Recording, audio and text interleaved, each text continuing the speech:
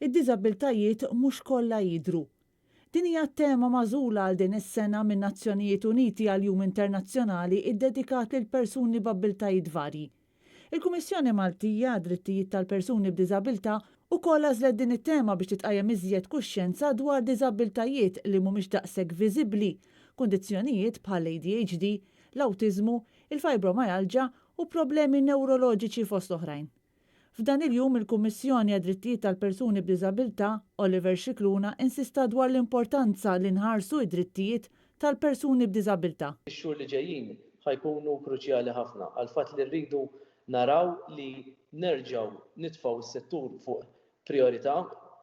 Is-settur tad-diżabilità huwa magħmul minn diversi stakeholders fosthom il-persuni b'diżabilità li huma l-frontliners ta' dan is-settur li aħna l-frontliners u għalhekk importanti li kif se nerġgħu mmorru lura għal normalità sħiħa kif nafuha meta jasal il-waqt irridu naraw li id-drittijiet tal-persuni b'diżabilità ma jibqgħux mit-tiefsa u naħdmu b'mod aktar sostenibbli.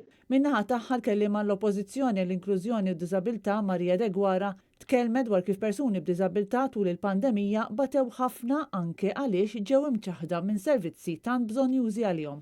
Aħna nweduhom li anki l-pandemija li nafa tkompli għal xhur oħrajn lesti biex nieqfu niġġieldu għalihom ħalli jingħataw dawk id-drittijiet kollha li għandhom is-soċjetà il-qbija tas-soċjetà.